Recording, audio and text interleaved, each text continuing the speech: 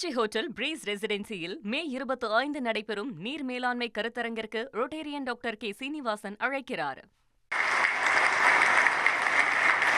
மின்சாரத்துறை ஒரு மாநிலத்துடைய உயிர் நாடி. அந்த மின்சாரத்துறை தான் ஒரு இரத்த நாளம். ஒரு மாநிலம் உயிரோடு இருக்க வேண்டும் என்றால் மின்சாரத்துறை தான் சிறப்பாக செழிப்பாக இருக்க வேண்டும். அதில் எந்த மாற்று கருத்தும் கிடையாது.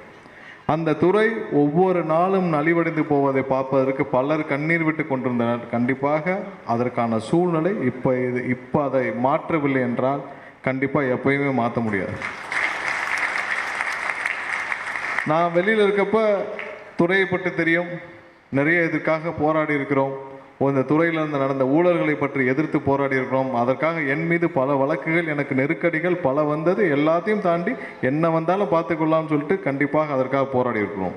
அப்போல்லாம் நாங்கள் அமைச்சராகவும் இந்த துறைக்கு வரோம், அந்த எதிர்பார்ப்புலாம் கிடையாது. இந்த துறையில் நடக்கும் தவறுகளை கண்டிப்பாக நிறுத்த வேண்டும், இந்த துறை செழிப்பாக வர வேண்டும்.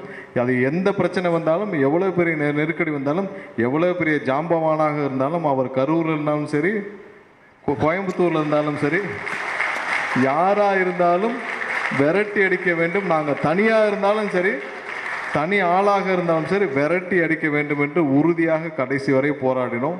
அதற்கான பலனும் அப்பப்போ இருந்துச்சு. அதை விட நீங்கள் உங்களுக்கு தெரியும் எவ்வளோ நெருக்கடியெல்லாம் தூக்கி ஓரமாக வச்சா தான் இந்த வேலையை பார்க்க முடியும். அதை அப்பயே நினச்சி தான் செஞ்சோம். ஸோ அதற்கான ஒரு வாய்ப்பு, முதல்வர் கொடுத்த வாய்ப்பு தான் எனக்கு மின்சாரத்துறைக்கு. ஏன்னா கடுமையான நெருக்கடி. நான் வெளியிலேருந்து பார்த்தப்போ 1 லட்சம் கோடி கடன் இருக்கும்னு நினச்சேன். ஆனால் உள்ளே வந்து பார்த்த பிறகு 2.5 லட்சம் கோடி கடன் இருக்குது.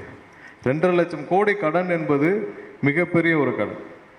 அது கிட்டத்தட்ட இந்த நேரத்தில் இந்த துறையை நம்ம சரி செய்யலைன்னா இன்னும் 5 வருடம் கழித்து இங்கே இருக்கிற பல பேருக்கு வேலை போகுமா, இல்லை சம்பளம் கொடுக்க முடியுமா, இல்லை அவங்களுடைய ஓய்வூதியங்கள் கொடுக்க முடியுமா என்ற சூழ்நிலையே ரொம்ப கஷ்டமாக இருக்கும். அந்த நிலைமையிலிருந்து காப்பாற்றத்தான் இப்படி ஒரு சூழ்நிலை வந்ததுன்னு கூட நீங்கள் நினச்சிக்கலாம். ஏன்னா அதற்கான ஒரு கால் ஆஃப் ஒரு டைமை நம்ம இப்போ கிளிக் பண்ண வேண்டிய நேரத்தில் இருக்கும். ஏன்னா இப்போ இந்த ஒரு தமிழக மக்களுடைய உயிர்நாடி இப்போ நீங்கள் புதுப்பிக்கலைன்னா வேறு எப்பயுமே புதுக்க முடியும். அதற்கு இது வேறு வழியே இல்லை. இப்போல்லாம் பேசினாங்களே தனியாருக்கு போகுமான்னு. கண்டிப்பாக போக வேண்டிய நினைப்பு யாருக்குமே கிடையாது. இது அரசோடு தான் இருக்க வேண்டும். இப்போ இல்லை, இன்னும் 5 ஆண்டுகளுக்கு பல லட்சம் பேர் இதில் பணியாற்ற வேண்டும். அதுதான் அரசுடைய கொள்கை. ஒரு அரசுடைய நிறுவனம் இருக்குது, அந்த அரசு நிறுவனம் சார்ந்து பல லட்சம் பேர் பணியாற்ற வேண்டும். அவர்கள் மூலம் பல குடும்பங்கள் பயனடைய வேண்டும். இது ரெண்டும் ஒரு செயின். இதுவும் இருக்கணும், அதுவும் இருக்கணும். அதே நேரத்தில் இந்த நிர்வாகம் சிறப்பாக செயல்பட்டு பல தொழில்துறைகள், பல வீடுகள், அனைவர் வீட்டிலும் விளக்கு சிறப்பாக எரிய வேண்டும். தொழில்துறை எப்படி இங்கேருந்து வெளியே போக ஆரம்பிச்சது? 2006க்கு அப்புறம் எப்போ நம்ம மின்சாரத்துறை நலிவடைய ஆரம்பிச்சதோ அப்போ தான் தொழில்துறை இங்கேருந்து வெளியே போக ஆரம்பிச்சது. எவ்வளோ நாள் அவங்க பவர் கட்டை பார்த்துட்டு இருப்பாங்க. ஸோ இங்கேருந்து மற்ற மாநிலங்களுக்கு இங்கே யாருமே எல்லா விதமான இப்போ அவங்களுக்கு தேவையான ஃபெசிலிட்டிஸும் தமிழ்நாட்டில் இருக்குது.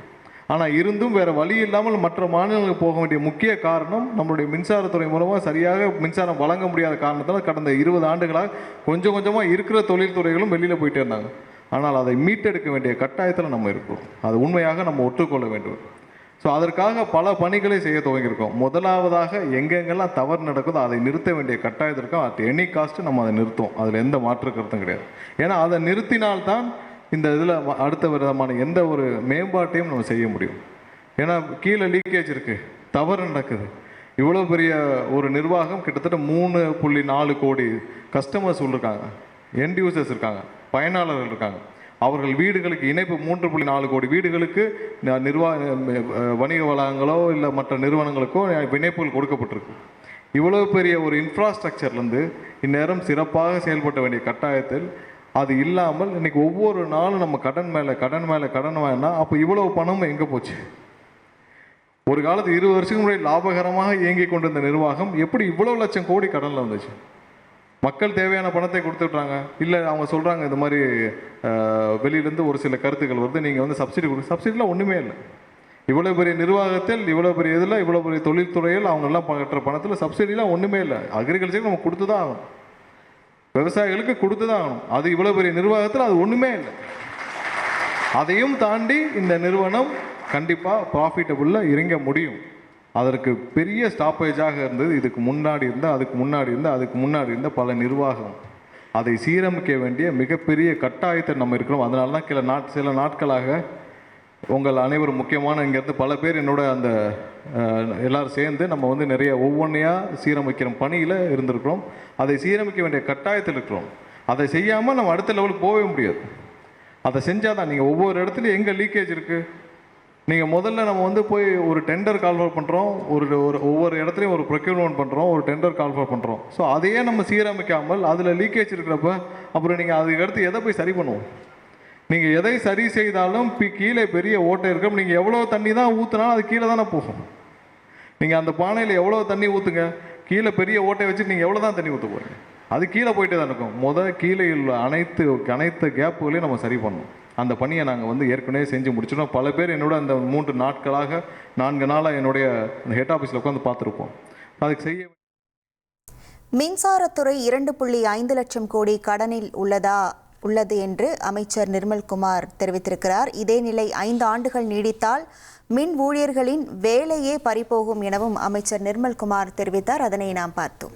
திருச்சி ஹோட்டல் பிரீஸ் ரெசிடென்சியில் மே 25 நடைபெறும் நீர் மேலாண்மை கருத்தரங்கிற்கு ரொட்டேரியன் டாக்டர் கே சீனிவாசன் அழைக்கிறார்.